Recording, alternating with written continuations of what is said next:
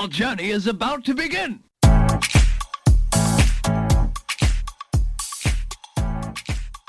Hello à tous et bienvenue dans Happy Healthy Funky, le podcast pour oser la réinvention professionnelle et enfin kiffer sa vie pro. Je suis Nathalie, entrepreneur, coach en épanouissement et experte en marketing authentique. J'aide les femmes qui se sentent démotivées et en perte de sens dans leur job à créer l'écosystème professionnel qui leur ressemble et qui les épanouit. Que ce soit en changeant de poste, en bifurquant de voie, en lançant leur projet entrepreneurial ou un subtil mélange de tout cela.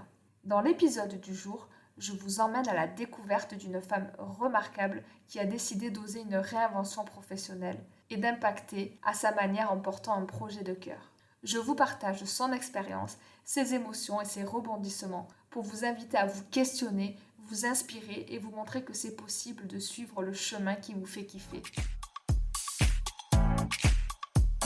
Aujourd'hui, je suis ravie d'accueillir Hélène, la fondatrice de Femka. Après un parcours brillant dans le domaine du luxe, elle a décidé d'œuvrer pour démocratiser l'éducation financière et aider les femmes à investir. Elle nous raconte comment lui est venue l'idée de Golden Girls, rebrandée ensuite Femka pour coller aux aspirations de sa start-up. Elle nous explique comment elle s'est fait accompagner dans sa démarche dès le début pour aller plus vite et plus loin. On y parle de syndrome de la bonne élève, d'entreprendre en solo puis de s'associer en chemin, d'empowerment au féminin et de goal-based investing ou investir selon ses valeurs. Hélène nous partage son parcours, son cheminement, ses émotions et comment développer son projet avec détermination et engagement. On y parle aussi d'éducation financière et d'investissement au féminin avec des notions pépites qu'Hélène nous partage. Je vous laisse donc découvrir notre conversation. Hello Hélène, comment tu vas ? Hello Nathalie, écoute, très bien et toi ? Très bien, je suis trop contente de t'accueillir ici parce que j'ai plein de questions à te poser, mais surtout, j'aime bien commencer en disant que tout commence par un rêve. Alors, quel est le tien, Hélène, de rêve ? Oula. Alors, je dirais que mon rêve, ce serait que toutes les femmes puissent parler d'argent librement, puissent accéder, parce qu'on en parlera un peu plus en détail, mais accéder à la finance, à l'investissement, et puis construire du coup une économie qui soit plus inclusive, qui inclut plus de personnes et notamment davantage les femmes. Waouh, c'est un beau rêve et en plus, c'est hyper aligné avec ce que tu fais aujourd'hui. Du coup, est-ce que tu peux nous dire qu'est-ce que tu fais aujourd'hui et qu'est-ce que tu faisais avant ? Avec plaisir. Alors donc aujourd'hui, je suis la CEO et fondatrice de Femka. Donc Femka, c'est la première plateforme de formation aux finances personnelles et à l'investissement qui s'adresse aux femmes. Donc notre mission, c'est de démocratiser l'investissement, le rendre accessible à davantage de femmes. Et je pense qu'on aura peut-être l'occasion de rentrer un petit peu plus dans le détail. Et avant cela, moi, j'ai travaillé pendant 5 ans en marketing, donc essentiellement dans la cosmétique. Donc voilà, j'étais essentiellement en charge de développer le business de différentes maisons sur des régions type Moyen-Orient, Afrique. Donc voilà, adapter les produits, adapter les plans d'activation, etc., etc. Donc quelque chose de très, très différent. Et entre le marketing et l'investissement financier au féminin, il n'y a qu'un pas. Est-ce que tu peux nous dire un petit peu qu'est-ce qui t'a fait passer du côté entrepreneurial et plus spécifiquement sur ce côté-là de l'investissement au féminin ? Ah oui, alors oui, il n'y a qu'un pas, c'est quand même un grand écart. Non, alors en fait, c'est vrai que quand on raconte l'histoire comme ça paraît parfois un peu étonnant. En réalité, à côté de mon métier en marketing, moi, j'ai été pendant plusieurs années engagée dans des associations. J'ai été engagée notamment dans beaucoup de réseaux qui s'adressaient aux femmes. J'ai cofondé une association sur des sujets d'empowerment féminin, donc j'étais beaucoup dans cet écosystème. Et cet engagement-là m'a permis de faire un constat. En fait, je me suis rendu compte que si on parlait généralement de beaucoup de sujets, et il y a eu notamment tout un mouvement plutôt autour de l'empowerment féminin, je me rendais compte que finalement, la conversation avait tendance à s'arrêter au niveau du sujet financier. Finalement, ce sujet-là, il n'était jamais abordé, ou alors vraiment très à la marge, on va dire, sur les questions d'inégalité salariale, mais pas de manière plus complète. Et en fait, ça m'a un peu titillée. Je me suis dit, c'est assez étonnant parce que de mon côté, j'étais absolument convaincue que finalement la question de l'investissement ou plus globalement la question des finances personnelles était un vrai levier déterminant de la question de l'empowerment. Et du coup, ce sont ces réflexions-là, un peu mêlées à finalement ce side project avec mon association, où je me suis rendu compte que c'était vraiment ça qui me plaisait, qui m'animait. Je pense qu'après, il y a eu aussi tout un contexte que beaucoup de personnes à l'approche de la trentaine expérimentent, de la fameuse un peu crise de sens. Aujourd'hui, j'ai l'impression d'être beaucoup plus alignée et d'avoir trouvé, alors peut-être pas encore mon ikigai, mais pas très loin. Et justement, d'alignement, parlons-en, parce que tu dis que tu sentais que tu vibrais pour ce side projet en ayant cofondé ton association. Qu'est-ce qui t'a forcé ou qu'est-ce qui a fait que tu aies franchi le pas et que tu aies quitté quand même, il faut le dire, le job de rêve, la situation de rêve hyper cadrée, cadre supérieur en marketing dans une très belle boîte.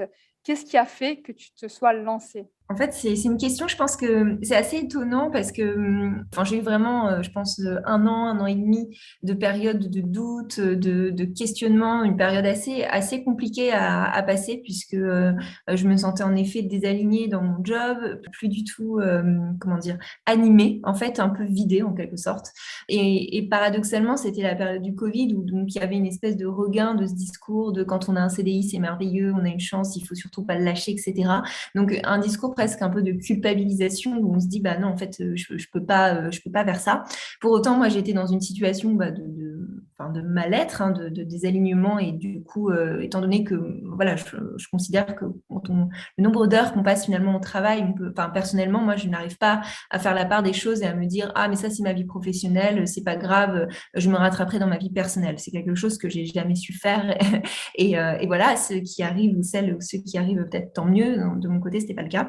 Et donc du coup, voilà, j'étais dans cette situation-là. Et puis en fait, j'étais un peu dans une approche où je me suis dit à un moment, bah en fait, tu vas pas te plaindre tous les jours entre guillemets, parce qu'en fait, si tu veux que les choses changent, il va falloir agir. Et j'avais l'impression, je me suis dit, tu as déjà passé un peu un an dans cette posture un peu d'attentisme où tu étais dans une situation qui t'a pas convenu.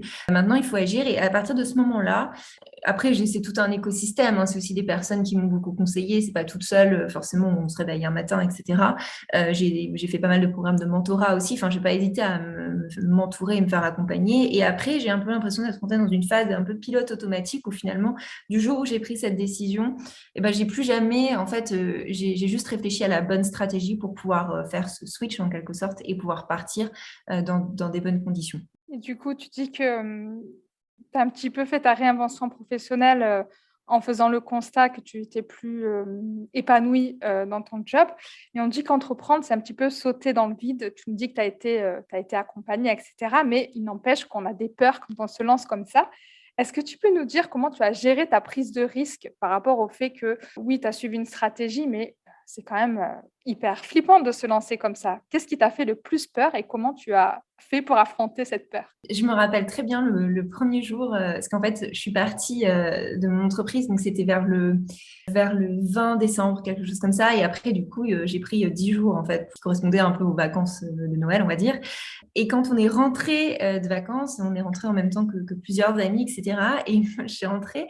Et le lendemain, c'était donc le 3 ou 2 ou 3 janvier, quelque chose comme ça. Et là, je me suis levée, je me suis dit, bon, donc là, je pars pas au travail. Qu'est-ce que je fais?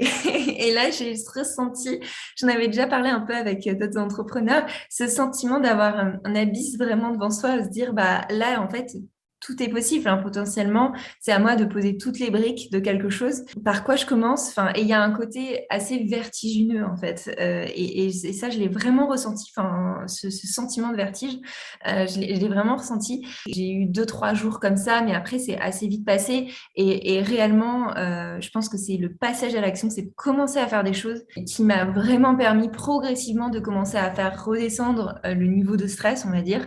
Et en effet, d'autant plus que c'était une situation qui pour moi était vraiment nouvelle parce qu'en fait, entre le diplôme et jusque-là, j'avais toujours travaillé, même pendant les études, j'ai fait des alternances. Dès que j'avais un mois de libre, je faisais un stage en plus. Enfin voilà, et toujours dans cette dynamique, hein, on nous pousse toujours à plus de emmagasiner de l'expérience. Et donc là, de se dire, waouh, j'ai un agenda libre, c'est assez vertigineux en effet. C'est vrai que cette sensation de vide et de savoir que faire, quel premier pas je vais faire, c'est assez complexe pour les femmes modernes qui se lancent à la reconversion professionnelle ou à la réinvention professionnelle. Est-ce que tu peux nous dire un petit peu qu'est-ce qui t'a surprise dans cette exploration de toi et quand tu t'es retrouvée seule par rapport à ton projet, s'il y a des choses que tu veux nous partager? Alors en fait, étonnamment, je pense que moi j'ai moins eu cette phase-là parce que en fait j'adore le développement personnel. Donc on va dire que ça faisait quand même déjà plusieurs années que voilà que j'avais commencé cette exploration. J'ai même fait des programmes. Enfin, je pense que tu connais certainement des programmes type Switch Collective, etc. où tu as vraiment des phases intenses d'introspection, etc. Et donc du coup, c'est vrai que j'avais l'impression en fait finalement au moment où je suis partie d'avoir atteint une forme de compréhension, de connaissance de ma personnalité, de ce qui me convenait, etc., qui était finalement assez poussée, entre guillemets. Et donc, du coup, j'ai pas eu, je pense que j'ai pas eu forcément de moment où j'étais déstabilisée. Et après, autre chose, je pense, qui m'a beaucoup aidée, c'est qu'en fait, moi, je suis plutôt un profil introverti. Je peux avoir une tendance un peu solitaire, même si dans notre société aujourd'hui, c'est pas forcément vu très positivement. J'adore travailler en équipe aussi par ailleurs, mais en fait, être seule, pour moi, c'est pas un problème, en fait. Et donc, du coup, ça m'a beaucoup aidée. Et en fait, presque, pour moi, c'est un environnement qui est limite plus facile, en fait, que le monde de l'entreprise, qui est en fait un monde conçu et pensé pour des extravertis d'abord et avant tout. Et particulièrement, moi, dans mon équipe, tout le monde était comme ça. Donc, en fait, finalement, me retrouver seule, mener ma barque, etc., avoir une espèce de fenêtre de liberté, honnêtement, vécu très, très positivement. J'ai pas eu... je pense que le blues, le côté je me sens un petit peu seule, je l'ai expérimenté au bout de 7 à 8 mois. C'est génial. Tu suis exactement le fil des questions que je voulais te poser. Mais donc, avant ça, quel a été ton premier pas? Donc, tu nous parles de ce début janvier. Tu arrives, tu es seule chez toi, une petite phase de vide. Tu dis que tu as été accompagnée. Est-ce que tu peux nous raconter un petit peu, voilà, le premier pas de Femka et d'abord comment ça s'appelait avant, la genèse un petit peu? Alors, le premier pas, en fait, je l'ai commencé pendant les vacances de Noël parce que du coup, je m'étais dit que j'étais en vacances, mais j'ai pas résisté à l'envie de quand même commencer. Donc, j'ai commencé par imaginer le branding de Femka qui s'appelait à l'époque Golden Girls. Alors, je pense qu'on a tous et toutes une manière d'aborder un projet qui est très différente. Moi, c'était peut-être mon côté très marketing. Enfin, j'adore le branding, j'adore penser l'esthétique d'un projet, etc. Et donc, du coup, je ne pouvais pas imaginer travailler sur un projet si pour moi, il n'avait pas une identité visuelle bien définie, un logo, etc. Même si ça peut paraître un peu accessoire, moi, il fallait que je lui donne vie comme ça. Donc ça, c'était la première étape qui a été assez instinctive, enfin qui m'a pris peut-être une journée, enfin qui était assez, ça a pas mal déroulé. Et puis après, en fait, j'ai pris une phase, je pense tout janvier à peu près de recherche, c'est-à-dire qu'en fait, je partais quand même dans un nouveau sujet. De la question des inégalités d'accès à l'investissement, mêler les questions de finance, de genre, d'économie. En France, il faut savoir qu'on se parle juste de 2021, mais déjà rien qu'à ce moment-là, il y avait très peu de littérature sur le sujet. Il y avait encore très très peu d'études. En un an, il s'est passé beaucoup de choses, on pourra peut-être en reparler, mais donc du coup, moi j'ai beaucoup creusé du côté de ce qui avait été fait en termes d'études aux États-Unis, au UK, etc. Et en fait, parce que je me suis rendu compte qu'en France, déjà, il y avait peu de papiers dessus, peu de personnes qui avaient cherché, peu d'études, etc. Et du coup, beaucoup de lieux communs et peu de choses fines, en fait, de clés de lecture et de compréhension un peu plus poussées. Donc, je me suis dit qu'il fallait que je comprenne le sujet profondément, en fait, parce que si je voulais construire une plateforme qui s'adresse aux femmes et qui réponde à leurs besoins, il fallait que, d'une part, dans une démarche, on va dire, entrepreneuriale, je comprenne leurs besoins, mais que je comprenne aussi d'un point de vue sociologique ce sujet-là, en fait. Je l'ai vraiment abordé d'un point de vue sociologique. Et en plus, c'est un sujet qui me passionne, hein, forcément, sinon je ne serais pas partie là-dedans. Et donc, j'ai vraiment pris un mois où j'ai vraiment lu tout ce qui existait sur le sujet de partout. J'ai fait une synthèse et ça m'a permis déjà d'avoir une vision beaucoup plus claire. Et au final, ça m'a presque pris plutôt 2 mois de faire ce travail-là. Quand j'ai eu l'impression de commencer à acquérir une vision un peu plus claire, et ben là, je suis rentrée dans une démarche tout de suite assez entrepreneuriale, au sens où j'ai commencé à faire des entretiens quali, j'ai commencé à parler à des femmes, j'ai parlé peut-être à une cinquantaine de femmes pour vraiment comprendre le problème du point de vue user, utilisatrice, on va dire, et du point de vue voilà, de toutes les femmes, qu'est-ce qui pouvait les bloquer pour investir, quelles étaient leurs attentes, etc.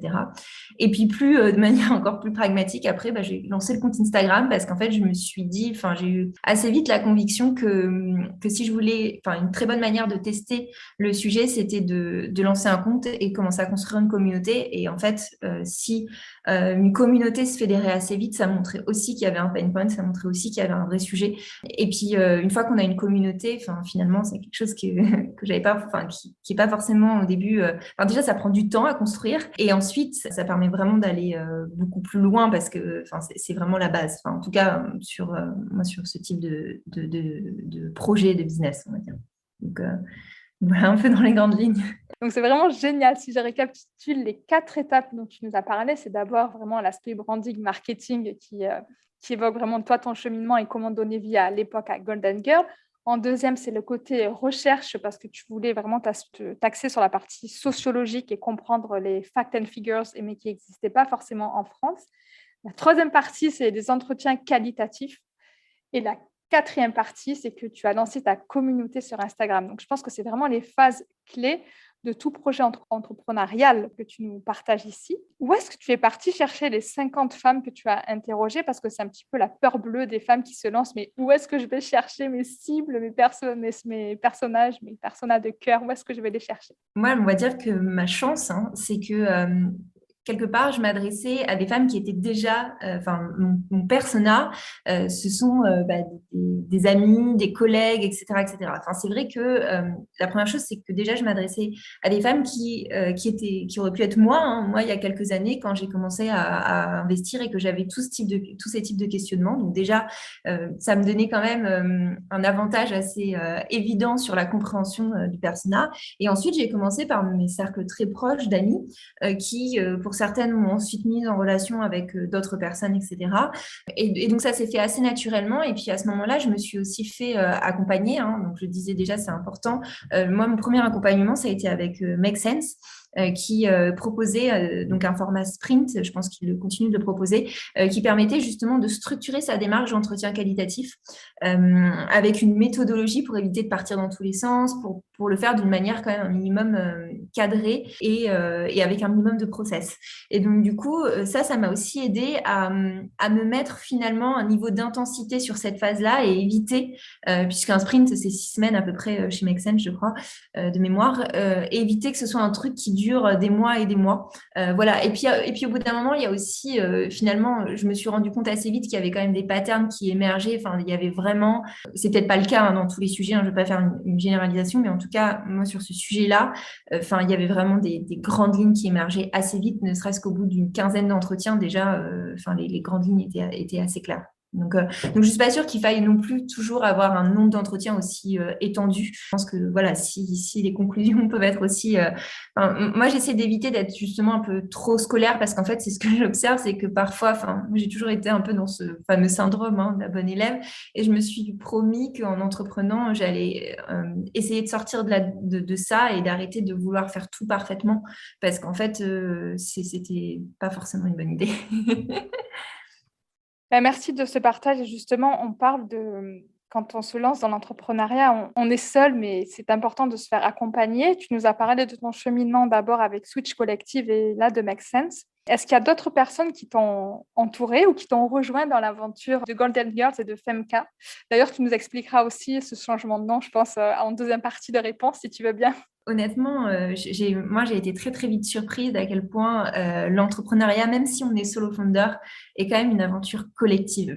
C'est-à-dire que j'ai surtout et essentiellement rencontré de la bienveillance, honnêtement, d'une manière où j'étais assez surprise. Déjà, entre porteurs et porteuses de projets, il y a toujours eu, que ce soit dans les sprints Make Sense ou dans les incubateurs où j'ai été après, toujours un esprit de partage, etc., où on s'entraide, où on s'est aidé sur nos entretiens quali, un esprit, pas forcément que de sororité, parce qu'il y a aussi des structures mixtes, etc., où j'ai trouvé que du coup, je me suis jamais en réalité vraiment sentie seule.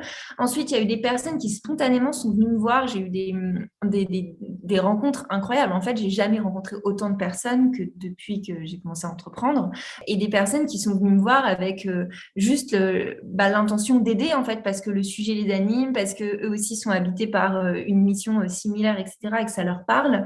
Je me rappelle notamment une des personnes qui aujourd'hui a rejoint notre board d'advisor. Il m'avait envoyé un mail, c'était en plein milieu d'été, j'étais en vacances et j'avais lu ça. Et en fait, il voulait m'aider dans le développement. Et il avait tellement peur que je prenne ça pour une proposition commerciale ou je ne sais quoi, qu'il avait mis partout que c'était vraiment pour m'aider, que c'était vraiment pour me rencontrer, etc., etc. Donc, je me suis dit, pourquoi pas? Et en fait, aujourd'hui, on continue à se voir, il m'accompagne, il m'aide, etc. Et c'est vraiment quelqu'un qui est animé par cette mission de démocratiser l'investissement. Et donc, ça, c'est pour la partie mentor. Et puis après, aujourd'hui, je suis associée. Donc, mon associé Melvin a rejoint l'aventure maintenant il y a même plus de 6 mois, quasiment 6 à 7 mois.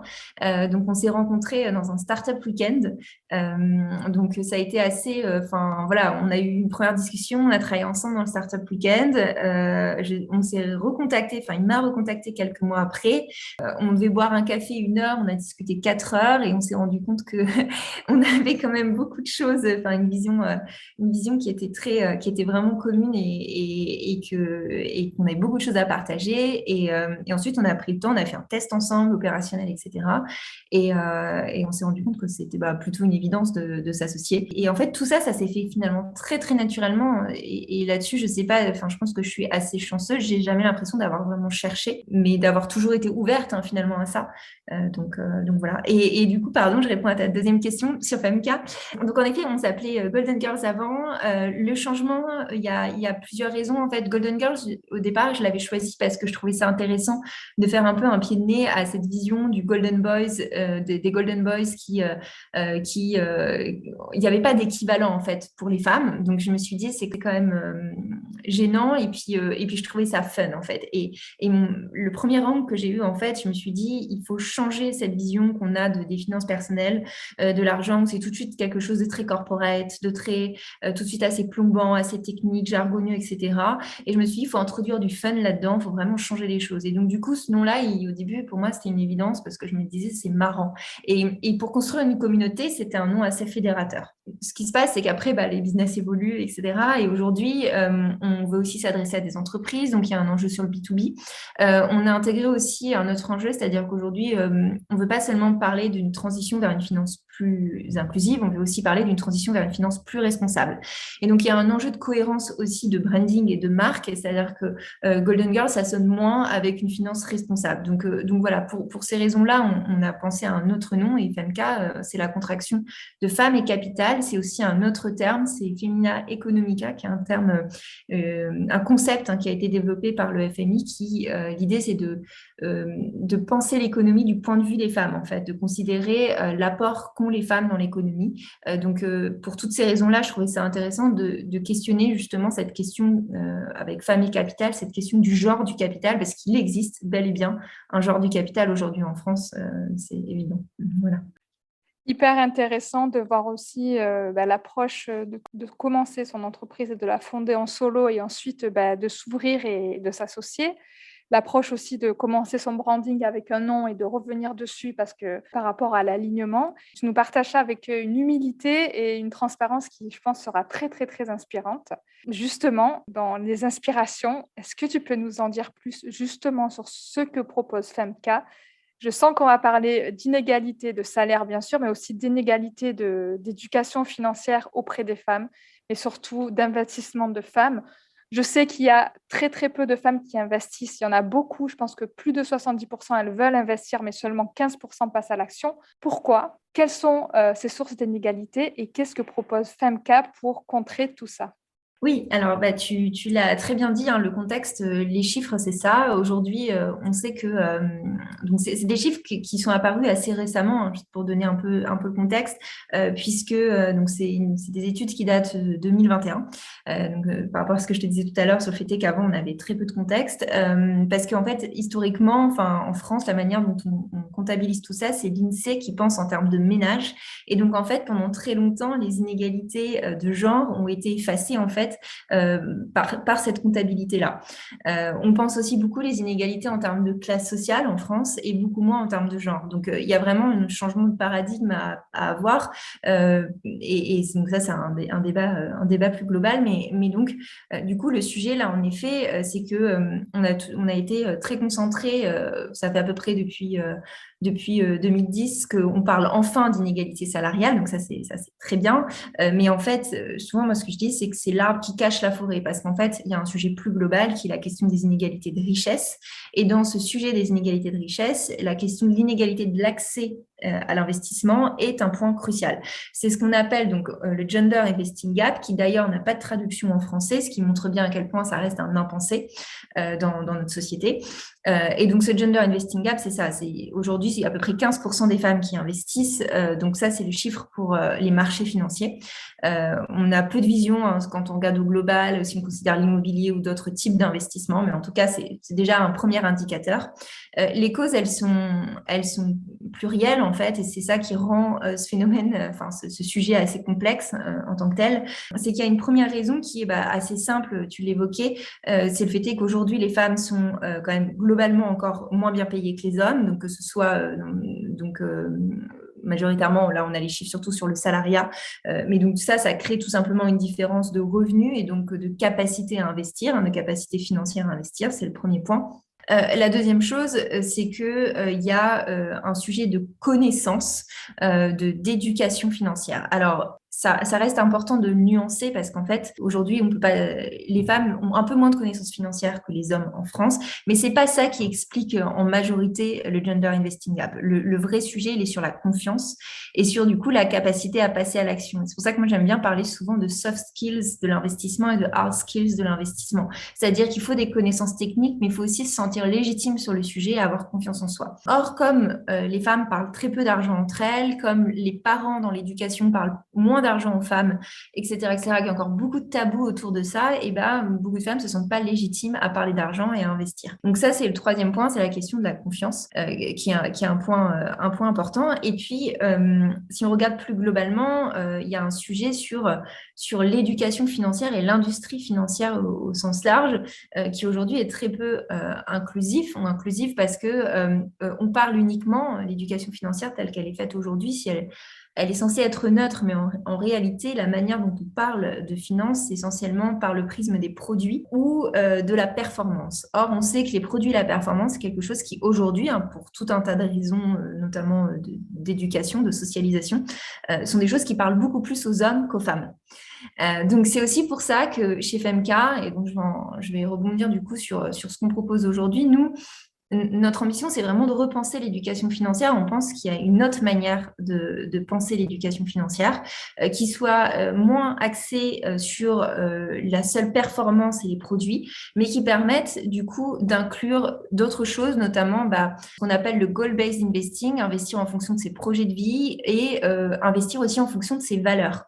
Donc ça, c'est le premier point. Et nous, chez FMK, là où on apporte vraiment un nouveau regard et du coup une solution qui est différente, c'est vraiment de partir des besoins des femmes. Souvent, nous, on est women-centric, pour proposer et concevoir donc des parcours de formation qui partent de leurs besoins. C'est pas coller une solution, mais c'est plutôt partir d'elles pour proposer quelque chose. Et donc aujourd'hui, oui, nous, on a 3 verticales essentiellement, donc une partie plutôt de sensibilisation média avec une newsletter, une école où on propose des webinars notamment tous les mois, et puis des parcours de formation, et puis une communauté avec à venir un club qu'on va structurer.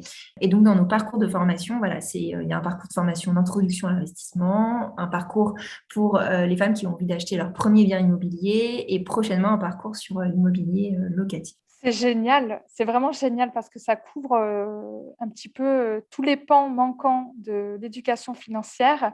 Et ce que je me suis noté en fait un petit peu en punchline, c'est avec FNK, on ne parle plus de chiffon, mais on parle de pognon. En fait, c'est un peu ça parce que tu disais, il y a beaucoup de choses qui m'ont marqué dans ton approche, mais c'est surtout que d'un point de vue féminin, parler d'argent, c'est un petit peu tabou. Et en plus, parler d'argent en France entre femmes, c'est encore plus tabou. Donc toi, avec les 3 verticales que tu proposes, donc toute la partie éducation avec les newsletters qui sont hyper décomplexés et où tu approches le monde des finances et tout l'écosystème autour avec un vocabulaire hyper simple et hyper accessible, c'est le premier pan de Femkai qui est top. Le côté école avec les ateliers webinaires que vous proposez, ça aussi, c'est top. Donc, je pense que vous vous entourez aussi d'experts en plus de votre expertise, la tienne et celle de ton associé.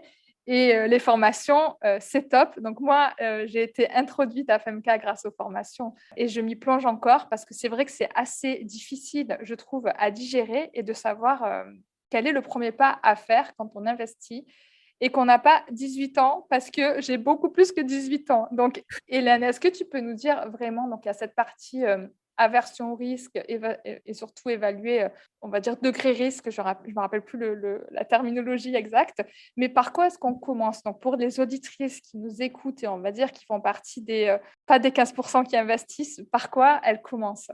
Oui, c'est une grande question qui revient beaucoup, hein. Moi, souvent, ce que j'aime bien dire, j'aime bien parler maintenant de quelque chose qui est devenu beaucoup plus connu, c'est le why de Simon Sinek, Start with the why.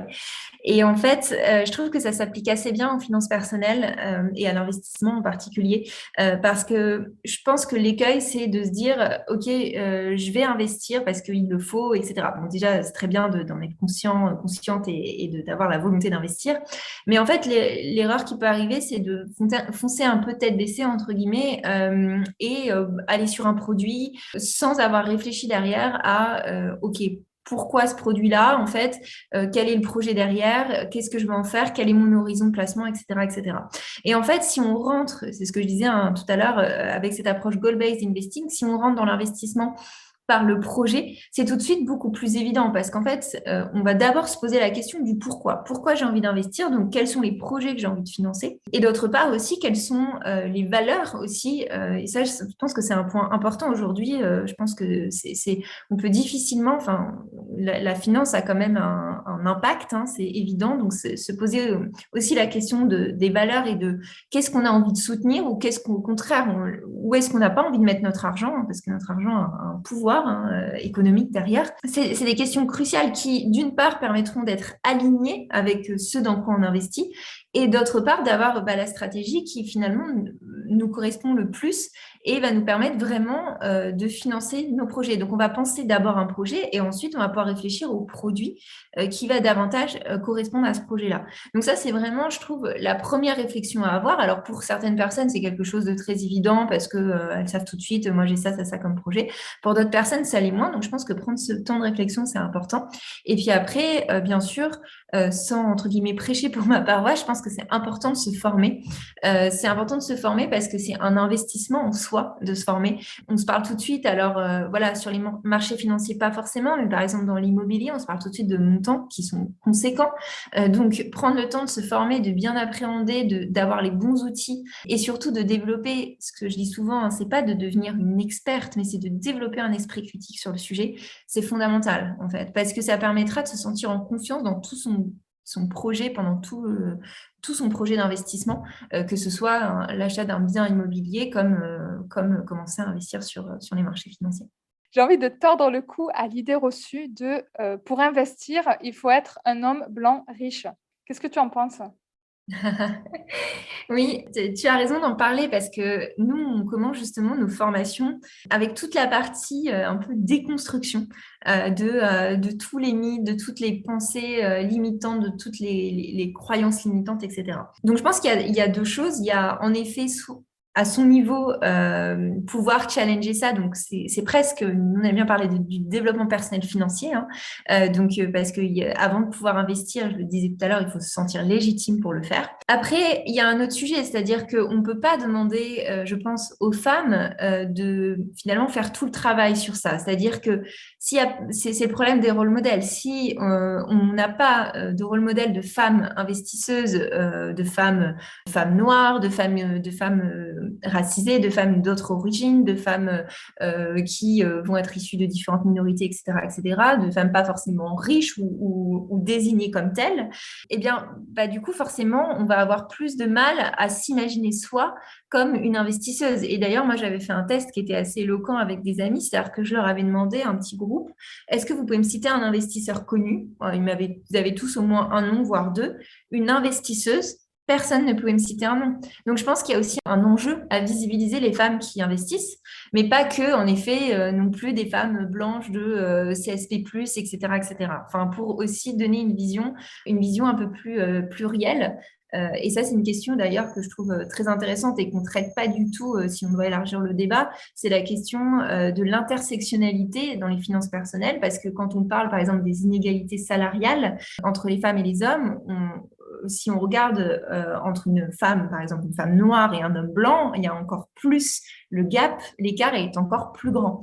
Donc malheureusement aujourd'hui on n'a aucune donnée en France, donc c'est très difficile de s'exprimer sur le sujet, mais aux États-Unis où ils sont beaucoup plus avancés sur ces sujets-là, il y a déjà un peu de littérature sur le sujet. Mais l'enjeu derrière, en effet, c'est par exemple avec des podcasts comme le tien, avec des médias, etc., de faire intervenir d'autres personnes pour parler du sujet et sortir de finalement de cette image caricaturale de l'homme blanc de 50 ans, CSP+, quoi.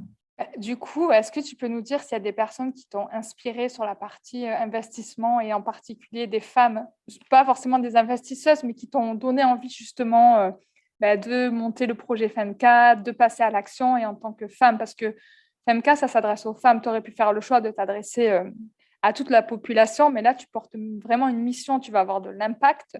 Donc, est-ce qu'il y a des personnes qui t'ont inspiré et que tu veux nous partager? Ah oui, bien sûr.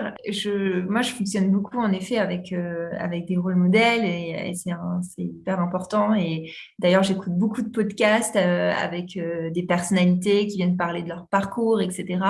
Un peu des mentors virtuels. Donc oui. Alors, je pense que c'est plus, on va dire, un pool un peu de personnalités parce que j'ai plus tendance enfin, écouter une personne sur un sujet, à m'inspirer sur ce sujet-là et puis une autre sur un autre sujet, etc.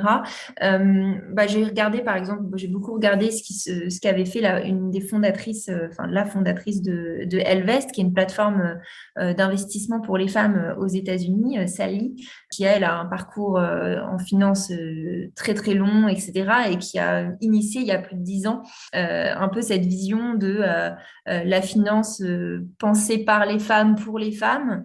Enfin, ils ont un robot advisor, en fait, hein, ils ont construit une solution qui justement tient compte des carrières, enfin des parcours de vie différents des femmes pour faire des conseils financiers qui soient plus adaptés. Donc j'ai trouvé sa démarche, enfin je trouvais que par avoir pensé ça il y a 10 ans, bon bien sûr c'est dans le contexte des États-Unis qui est très différent, mais je trouve ça forcément extrêmement inspirant et moi sur la question des finances personnelles et de cette approche par le genre, elle m'a beaucoup inspirée.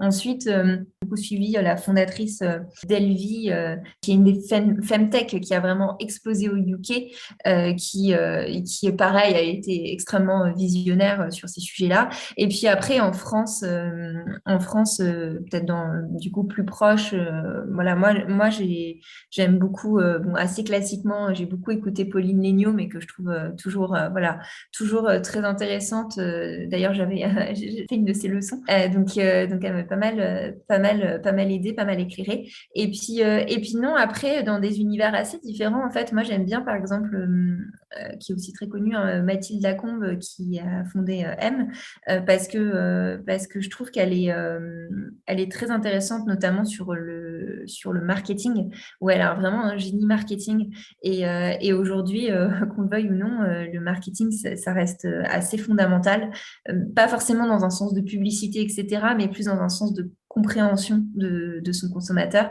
et consommatrice. Et aussi, elle a une approche autour des questions d'intelligence esthétique que je trouve très intéressante et moi qui m'a beaucoup inspirée sur comment concevoir ma plateforme, etc. Hyper intéressant les personnes que tu nous as partagées. Et je voudrais revenir aussi sur un sujet parce que tu parlais de mentors virtuels avant de citer ces personnes. Et au début de notre échange, tu parlais du fait que tu avais fait effectivement un switch collectif, que tu avais fait un petit peu de mentorat. Du coup, c'est avant de passer à l'action, avant de fonder FemK, c'est bien ça. Qu'est-ce qui t'a poussé du coup à rentrer dans cette dynamique de développement personnel? Comment tu te sentais avant de faire ces programmes, on va dire, et en sortant de ces programmes? Oui, alors en fait, j'ai fait mon premier programme de mentorat, c'est un réseau de femmes qui s'appelle PWN, Professional Women Network. Bah, j'ai commencé en fait justement dans la phase où je me posais beaucoup de questions, enfin voilà, qui était vraiment une phase pas très agréable parce que tous les jours je me disais bah, qu'est-ce que j'ai envie de faire, qu'est-ce qui en fait, pourquoi est-ce que je suis faite, qu'est-ce qui me plairait, etc., etc. Enfin, j'étais vraiment dans un dialogue intérieur qui était enfin, qui tournait en rond fondamentalement. Et j'ai senti que j'avais besoin d'une approche différente, de quelqu'un qui est externe et qui est complètement neutre. D'autant plus que, voilà, moi, dans ma famille, dans mes cercles, j'ai pas des personnes qui ont été beaucoup dans le privé. Enfin, mon père est plutôt fonctionnaire. Enfin, voilà, donc ma mère, c'est pareil dans d'autres cercles. Du coup, j'avais pas forcément de conseils à ce niveau-là. Et donc, j'ai senti que j'avais besoin d'une personne extérieure. Et moi, ça, franchement, ça m'a vraiment beaucoup aidé. Je trouve que les programmes de mentorat, bon, ça s'est beaucoup plus développé dans les derniers temps. Mais ça, c'est quand même des choses clés. Après, il y a un risque avec le mentorat. Ce que j'ai observé aussi, c'est que les femmes ont beaucoup tendance à faire des programmes de mentorat. Et c'est très bien. Mais en fait, par exemple, dans beaucoup d'entreprises, il suffit pas d'avoir un mentor pour évoluer, etc. Il faut aussi avoir des sponsors, donc des personnes qui vont nous pousser concrètement. Le mentor, c'est plus quelqu'un qui va nous aider à réfléchir, à prendre de la perspective. Mais c'est pas lui qui va rendre les choses concrètes et qui va mettre en place ce plan d'action. Et donc, c'est important d'avoir vraiment de ces deux types de personnes, je pense. D'une part, des mentors qui vont nous inspirer, nous aider à prendre du recul, et d'autre part, des sponsors qui vont, eux, faire en sorte de nous créer des opportunités dans une carrière. Donc, ça, c'est un peu une petite parenthèse, mais en tout cas, oui, le développement personnel, moi, ça m'a beaucoup apporté. Après, là encore, il faut aussi éviter de tomber trop dans un, enfin, je trouve, hein, c'est qu'il y a un point de vue personnel, mais parfois dans un niveau d'analyse, enfin, parfois trop introspectif. Il y a aussi des critiques hein, sur le développement personnel, parfois un peu finalement trop auto-centré. Donc, je trouve qu'il faut aussi trouver un curseur entre apprendre à mieux se connaître, mais en même temps ne pas être concentré sur sa propre personne. Enfin, voilà. Mais ça reste, je trouve, des démarches passionnantes et je trouve qu'on s'en rend assez vite compte quand on parle avec des personnes, la différence entre quelqu'un qui a entrepris ce cheminement vers une meilleure compréhension de soi versus quelqu'un qui ne se connaît pas, en fait. Et notamment quand on recrute, je trouve qu'on voit beaucoup la différence. Donc, je trouve ça intéressant. Et du coup, tu nous expliquais aussi que tu es passé par un incubateur. Est-ce que tu peux nous en dire un petit peu plus sur la raison qui t'a fait intégrer ce type d'incubateur? Est-ce que tu en as retiré? Oui, bah, en fait, un peu toujours dans la même logique où je me suis dit que c'était important d'être accompagnée, hein. Il y a des stats qui sont assez impressionnantes là-dessus sur le pourcentage de succès d'entreprises qui sont, enfin, de startups qui sont accompagnées versus ceux qui ne le sont pas. Au-delà, je pense, du marketing des incubateurs, parce qu'il y a tout un business hein, quand même assez important qui se développe autour de ça. Il y a quand même des choses très vraies là-dedans. Et donc, du coup, moi, c'était cette volonté de me dire, bah, en fait, entreprendre, c'était un nouveau métier. En fait, je savais pas en fait ce qu'il fallait que je fasse concrètement. Voilà, on a beau lire des choses, on a beau essayer de comprendre, etc. On n'a clairement pas la science infuse. Et donc, comme tout métier, enfin, il faut l'apprendre. Donc l'incubateur, c'est déjà une possibilité de trouver une structure, déjà de nous aider à structurer notre projet. Et aussi, si on pense un peu plus long terme, c'est aussi quelque part une caution hein, sur nos projets, puisque c'est quand même souvent sélectif, etc., etc. Donc ça apporte, je trouve, à ces deux niveaux-là. Et donc moi, j'ai rejoint l'incubateur des premières dans un premier temps en septembre. Donc c'est un incubateur qui s'adresse en priorité aux femmes, mais qui permet aussi d'incuber des équipes mixtes. Et en fait, moi, c'est parce que j'avais reçu un prix, un Startup Weekend, et donc du coup, j'ai eu cette incubation. À la suite, donc du coup, je l'ai moins, enfin, je l'ai pas forcément choisi, mais c'était assez adapté. C'était sur une phase d'idéation, hein. Aujourd'hui, on a rejoint l'incubateur de La Ruche il y a un mois à peu près maintenant, qui est un incubateur du coup, enfin plutôt un accélérateur dans ce cas-là, qui s'adresse aux projets impact essentiellement dans la verticale Tech for Good. Donc voilà, et donc c'est un programme de 9 mois. Donc là aussi, hein, l'idée c'est structurer le projet. Et puis il y a quand même une autre chose importante, c'est que c'est des promos. Donc voilà, c'est les belles rencontres de l'entrepreneuriat aussi, l'incubation. Génial, c'est le côté hyper positif et tu nous montres aussi que tu n'es pas passé forcément par la solitude entrepreneuriale qui, en fait, touche beaucoup de femmes qui se lancent. Ce qui touche aussi beaucoup de femmes qui se lancent dans l'aventure entrepreneuriale, ce sont les montagnes russes émotionnelles. Donc, c'est un petit peu de passer par des sentiments et des émotions sur lesquels on n'était pas habitué quand on était salarié en entreprise dans un cadre très, très fixe. Est-ce que tu peux nous partager un petit peu une émotion pour toi qui a été étonnante ou difficile à accueillir dans ton parcours? Alors ça, c'est un sujet que je trouve passionnant parce qu'en fait, on n'en parle pas beaucoup. Alors, je sais pas si c'est parce que pendant très longtemps, dans l'entrepreneuriat, c'était beaucoup plus des hommes qui prenaient la parole et que on leur a tellement appris finalement à contrôler leurs émotions que finalement, ce sujet-là était moins dans leur horizon mental, etc. Mais moi, personnellement, je suis hypersensible, donc autant dire que c'est un gros sujet. Et l'entrepreneuriat en étant hypersensible, c'est une aventure en tant que telle. Parce que du coup, cette question, moi je la trouve, enfin, j'aurais, je pense, mille choses à dire, mais je vais essayer d'être synthétique. Mais c'est vrai qu'il y a un niveau d'intensité en termes d'émotion en entreprenant que je n'avais absolument jamais ressenti avant en tant que salarié. Pourtant, je rentre dans la catégorie des personnes très stressées, stressées pour tout, capables vraiment, enfin, qui ont toujours mis l'émotion dans, enfin, tout le monde a mis l'émotion, mais en tout cas que je ressens certainement de manière très très forte. Et là, les montagnes russes, au début, je me disais, bon, c'est peut-être encore un truc qu'on nous raconte, etc. Mais non, c'est vraiment, parfois à la fin de la journée, c'est vraiment ces montagnes russes qui créent vraiment la fatigue. Et ce que je trouve, maintenant, j'essaie de le voir un peu positivement parce qu'en fait, je me dis, enfin, c'est vraiment une suite de bonnes et de mauvaises nouvelles. Parfois, on est un peu tout en bas, mais souvent, je me dis, après, il y a souvent une bonne nouvelle qui arrive. Donc, une fois une mauvaise émotion comme ça, à mon souvenir, je vais avoir, je pense, du mal à t'en citer une en particulier. Mais c'est vrai que, enfin, dans une même semaine, c'est vraiment parfois des très très grands hauts, parfois des très très grands bas. Donc ça, c'est un peu dur à gérer. Mais après, voilà, je trouve que le jeu en vaut la chandelle. Et justement, est-ce que tu as des astuces ou des conseils bienveillants à partager par rapport à cet accueil des émotions et comment tu fais toi de ton côté? Quand je suis par exemple très stressée ou qu'il y a quelque chose de très difficile, etc., à chaque fois, je me dis que, bon, pour le stress, par exemple, je me dis que si je stresse, c'est parce que je vais rentrer enfin, je vais vivre une nouvelle expérience, c'est quelque chose que je n'ai jamais fait. Et donc, je suis en train d'apprendre. Donc, j'essaie de me voir ce côté très positif. Ensuite, sur des émotions négatives, à chaque fois, en fait, moi, j'ai une liste des victoires. Ça, je sais que beaucoup entrepreneuses le font. J'ai les victoires passées, les victoires a priori à venir, enfin, en tout cas, les projets sur lesquels on est en train de travailler et qui devraient être des futures victoires. Et donc, il y a ça m'aide pas mal. Donc, parfois, c'est un doc Excel qui est sur mon bureau. Donc, ça, j'y vais assez de temps en temps. Et j'ai autre chose qui est alors là hyper puissant, c'est-à-dire que j'ai fait un grand sondage il y a au tout début du projet. Donc aujourd'hui, j'ai à peu près 250, peut-être 300 réponses de femmes. Et à la fin du questionnaire, j'avais juste mis un petit mot. Je pensais que personne n'allait répondre, hein, mais c'était ah, et si tu veux glisser un mot doux, n'hésite pas avec un petit cœur violet. Enfin bref. Et en fait, j'ai eu peut-être 70, 90, peut-être 100 réponses. Je sais plus exactement le nombre. Et un déferlement de mots, mais tellement sympa. J'ai eu des merci d'exister, des trucs, c'est une initiative absolument géniale, enfin des choses comme ça. Et alors du coup, quand ça va pas bien, je retourne sur le questionnaire, il me suffit de lire ça, et alors là, je recomprends, enfin, ça me permet de revenir à l'essentiel de pourquoi je fais ça, à quel point c'est utile à beaucoup de femmes en soi, et puis toutes ces ondes enfin, vraiment, il y a des messages extrêmement bienveillants, extrêmement gentils. Je me dis, c'est incroyable d'écrire ça alors que ils me connaissent, ils ou elles ne me connaissent pas, enfin, elles plutôt, ne me connaissent pas forcément.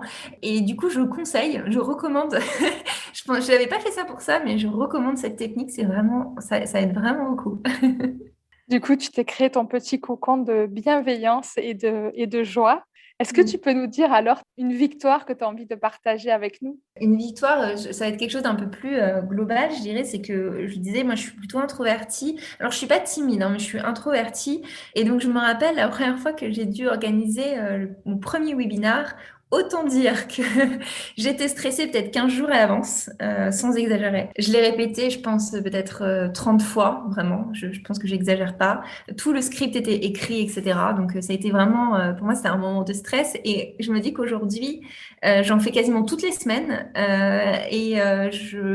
Enfin, sans compter les prises de parole pour les formations. Et donc, il y a quelques jours, j'ai mesuré le chemin parcouru. Je me suis dit que quand même, c'était pas mal pour quelqu'un qui, à la base, est extrêmement stressé de parler devant une caméra. Je me suis dit, bon, entre ça et puis les stories face caméra sur le compte Instagram, je me dis que voilà, il y a du chemin. Rien que ça, je trouve que c'est une victoire parce que c'était pas du tout évident pour moi au départ. Donc, voilà. Et la preuve que, en fait, c'est en effet se faire un peu violence chaque fois. Hein. C'est vraiment pas évident. C'est toujours pas ma zone de confort, hein, clairement pas.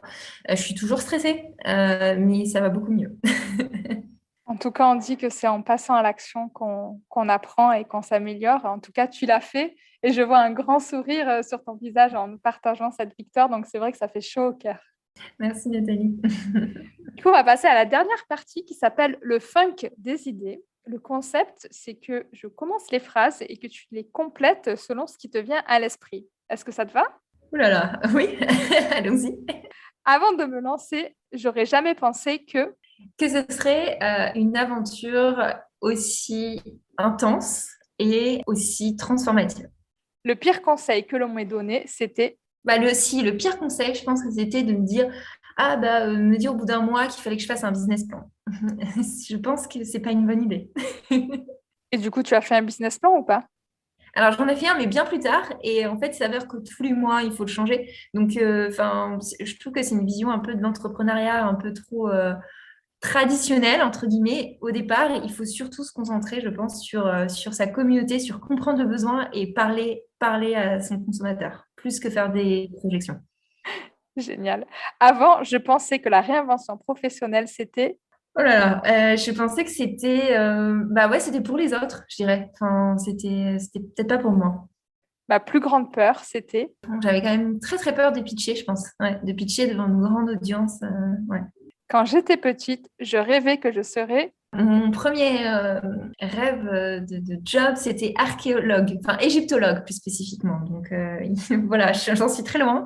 Mais en y réfléchissant, je pense qu'il y a quand même des points communs. L'exploration, la découverte, il y a beaucoup de points communs. Et même si je suis une femme super occupée, je prends du temps pour moi quand. Quand j'essaie de prendre du temps pour moi de manière assez régulière. Donc, je n'ai pas exactement bien complété, mais j'ai l'impression d'avoir quand même trouvé un équilibre. C'est hyper important de trouver l'équilibre. Et justement, ce podcast s'appelle Happy, Healthy, Funky, Ose la réinvention professionnelle pour enfin kiffer ta vie.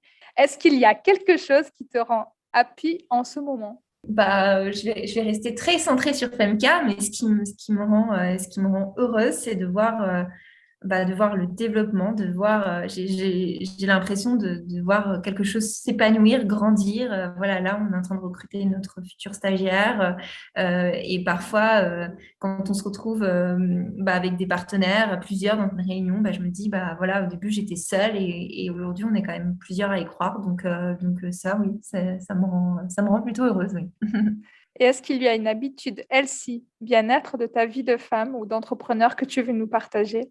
Alors moi, je prends toujours des petits déj très très sains. Donc ça, enfin moi, c'est un rituel. Je peux pas manger, je peux pas ne pas prendre de petit déj. Je peux pas manger des gâteaux trop sucrés. Donc je fais mon acai bowl tous les matins. Donc voilà, c'est mon petit rituel. Je me lève assez tôt quand même globalement, et c'est une étape que je rate pas.